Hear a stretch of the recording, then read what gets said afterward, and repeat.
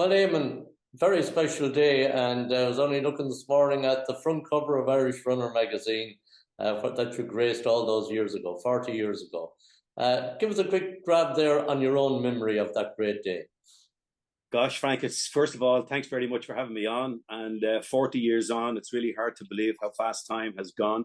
And I'm really humbled and honoured by all the various media outlets that decided to cover the 40th anniversary of that iconic moment in Irish sport. But in terms of that day, it was and always will be a very special day because I really wanted to run that race with redemption. I was looking for redemption, and I did everything right that year leading up to that particular race. And I just made sure, no matter what, everything is going to be positive, positive, positive in terms of my attitude.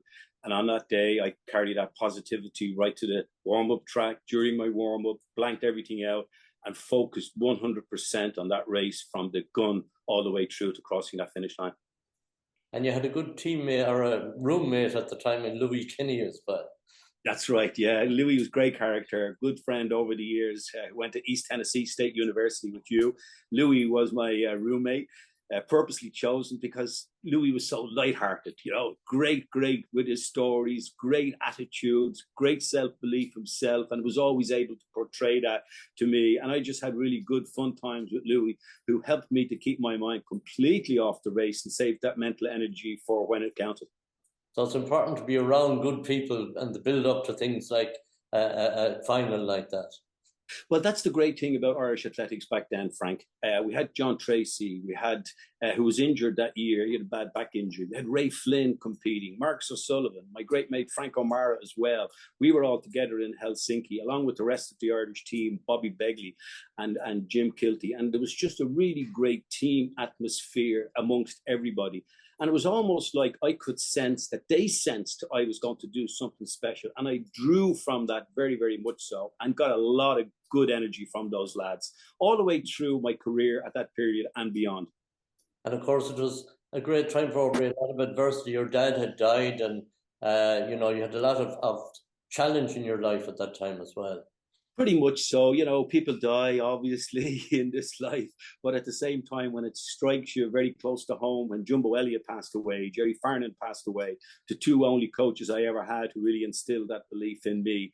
And then on top of that, my father died. He came to New York to see me run in Madison Square Garden and eventually try and go and run a sub 350 for the indoor mile. And he passed away in his sleep. So that was really a tough time back then, loss of people. And I was almost in nowhere land. Like, who do I turn to now? So I really, all the skills I learned and all the things that they instilled in me, I carry them forward on that very special day. And Ray Flynn, I was down in Longford with him yesterday. He wants to send you a very special message as well today. He's home at the moment to visit his mother. And one last one, Eamon. Message for the team going to Budapest. What have you to say to them? Well, first and foremost, good luck to every single one of them that's competing. We've got the largest ever Irish team going to a World Championships 40 years on. We have some athletes there who can be contenders for medal if they believe it.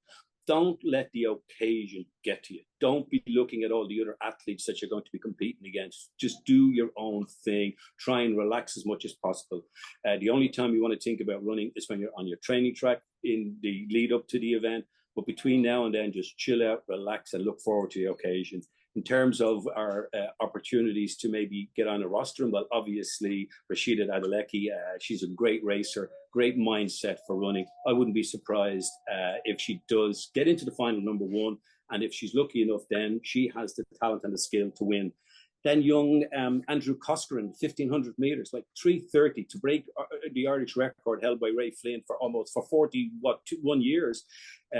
For him to break that time 3 times alone this year, people don't realize how spectacular he is. And I think if Andrew can get into the final and starts to run like a racer, forget about time trialing, forget about times, run like a racer, get into contention, I wouldn't be surprised if Andrew did something special. And we've got Ciara McGeehan, obviously, in the 1,500 meters after a 4:17 mile recently to break Sonia's, or 4:14 mile to break Sonia's record. Phenomenal performance. And I think she's of the same vintage right now that I was going into those World Championships all those years ago. And she'll realize this is the real time now. If I'm healthy, mentally healthy, physically, I can do something. So I'd like to see that happening for her. So a very positive new era for Irish athletics. Biggest membership ever, over 60,000 members. So you have a good view of the few years ahead for Irish athletics at the moment. I think we've got great years ahead. But when you look at the disciplines, from Sarah Lavin in the 100-meter hurdles, like, she's just a great girl.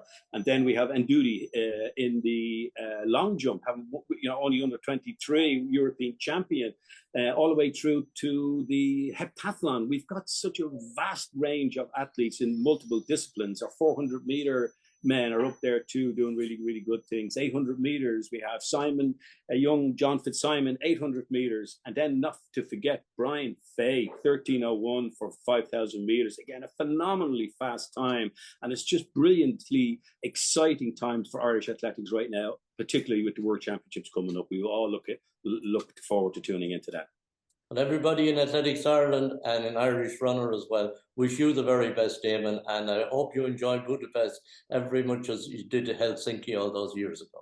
Well, thank you, Frank. I really appreciate and respect all the support I got from Irish Athletics and the BLE before that, from the time I was a kid running in the Phoenix Park right through to that day 40 years ago. I won't forget that. They're still out there supporting young kids coming through.